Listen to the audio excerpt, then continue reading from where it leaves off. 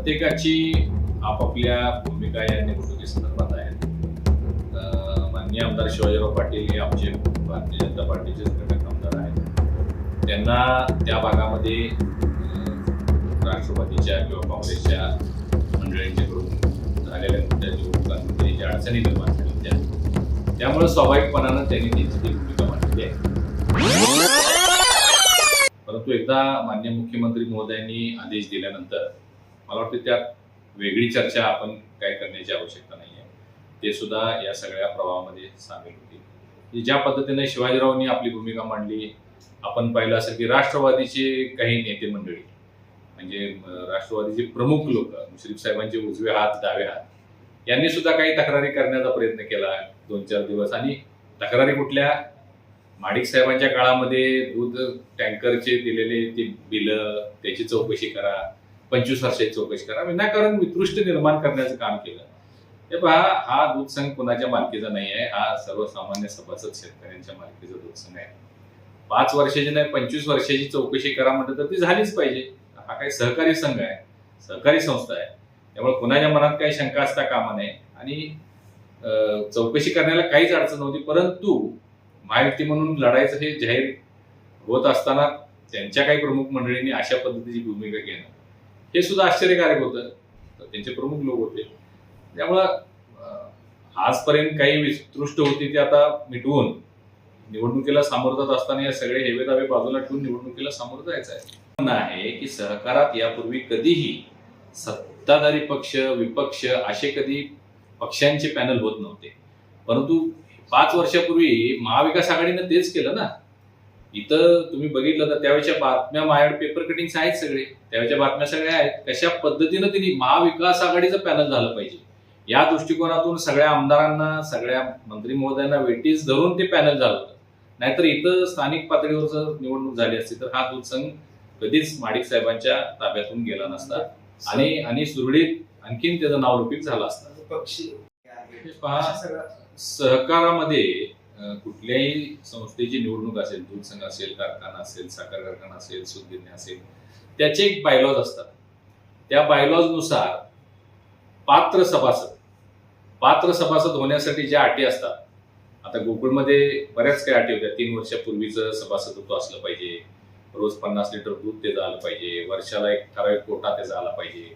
ह्या सगळ्या ज्या गोष्टी आहेत, या सगळ्याची पूर्तता झाली तरच तो मतदानास पात्र होत असतो.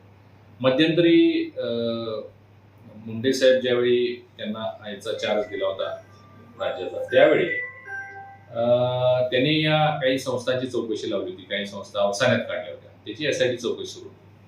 आता हे सगळं पारदर्शकपणानं सरकारचं काम चालू होतं. त्याच्यावरती वेगवेगळ्या कमिट्या नेमलेल्या होत्या.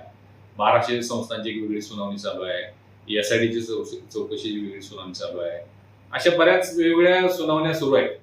आता मी सांगितल्याप्रमाणे निकषात जे बसणार नाही ते अपात्र होतील.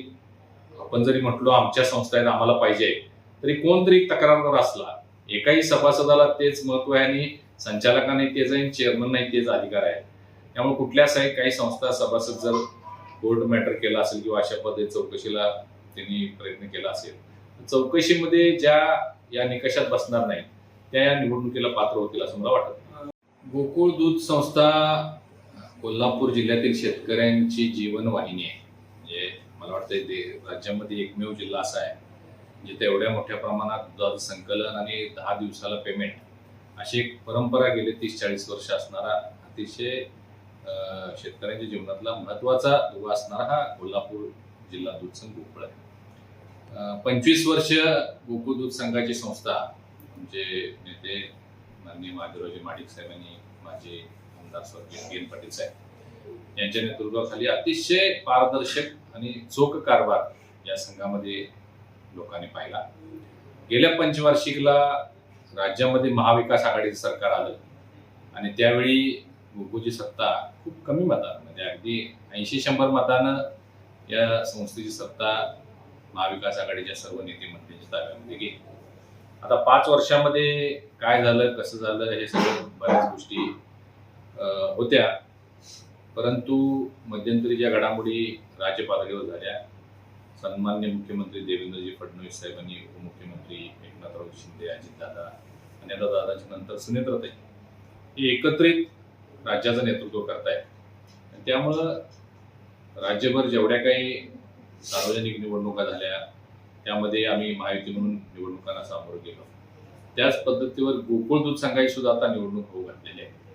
या निवडणुकीमध्ये सुद्धा सन्माननीय मुख्यमंत्री महोदयांच्याकडं काही नेते मंडळी गेले आणि आम्हाला बैठकीला त्या ठिकाणी सीएम साहेबांनी बोलवलं आणि सांगितले की या निवडणुकीमध्ये सुद्धा माहिती म्हणूनच आपण एकत्र पुढे गेलं पाहिजे. एक चांगला मेसेज राज्यभर जाईल या दृष्टिकोनातून प्रक्रिया सुरू झालेली आहे. ठराव गोळा करण्याचा कार्यक्रम जाहीर झालेला आहे. आजपासूनच मला वाटते आता संस्था प्रतिनिधींनी आपले ठराव तयार करायचे आहेत. आता या संदर्भात आमची एक बैठक माननीय आमचे नेते चंद्रकांतदादा पाटील, माननीय नामदार मुश्रीफ साहेब, माननीय नामदार आंबेडकर साहेब, आमदार अमोल माडिक साहेब अशी एक बैठक, आमदार विनय कोरे साहेब बैठक झालेली होती आणि त्यामध्ये ठरले की आता आपण आपले सगळे चारही पक्षांनी आपापले ठराव एकत्रित करून 30 तारखेच्या 31 तारखेच्या सबमिट करायचे ते करूया आणि एकत्रित या निवडणुकीला सामोरं जाऊया. आतापर्यंतचा हा सगळा प्रवास जो आहे तो मी आपल्याला सांगितला. गेल्या 5 वर्षामध्ये त्यांची सत्ता गोकुळ दूध संघावर होती. शेवटचा 1 वर्ष जर सोडला ज्याच्यामध्ये काही परिस्थिती निर्माण झाली आणि मग नावेद मुश्रीफ यांना चेअरमन पद देण्यात आलं. परंतु त्याच्यापूर्वी सगळा कारभार हा माजी पालकमंत्र्यांच्याकडेच होता. त्यात काय झालेले घोटाळे आहेत, काय भ्रष्टाचार आकडे आहेत ते सगळं जग जाहीर आहे. आज ते काही जरी म्हणत असतील, आज काल त्यांचं स्टेटमेंट मी पत्रकार परिषद बघितली की यापूर्वी मुख्यमंत्री किंवा वरिष्ठ नेते कधी सहभाग घेत नव्हते. वस्तुस्थिती आहे. कारण 25 वर्षे माडिक साहेबांच्या ताब्यात दूध संघ असताना पारदर्शक कारभार होता. त्यामुळे कोणाचा हस्तक्षेप करण्याचा प्रसंग किंवा प्रयत्न झाला नाही किंवा प्रसंगी आला नाही. परंतु गेल्या पंचवार्षिकला माननीय मुख्यमंत्री महाविकास आघाडीचे ठाकरे साहेब होते त्यावेळी त्यामध्ये हस्तक्षेप झाला. नाहीतर यांचं पॅनलच त्यावेळी झालं नसतं. मोठ्या प्रमाणात या सगळ्या नेत्यांना एकत्रित करण्याचं काम त्यांच्या खेळीनंच ते झालेलं होतं. आणि आता जर ते म्हणजे ठीक आहे, त्यांनी आता लोकशाहीमध्ये निवडणूक लढवण्याचा अधिकार त्यांना आहे, त्यांनी पॅनलची घोषणा केली, ती नेहमीची पद्धत आहे त्यांची, ती करू देत. परंतु मी आपल्याला एवढंच सांगेन की त्यांचा 4 वर्षाचा कारभार या सगळ्या दूध संस्थांनी बघितलेला आहे. त्यांचा महापालिकेतला कारभार 15 वर्ष कोल्हापूरकरांनी बघितला, म्हणून कोल्हापूरमध्ये सत्तांतर झालं आणि आता महायुतीची सत्ता आमची आलेली आहे.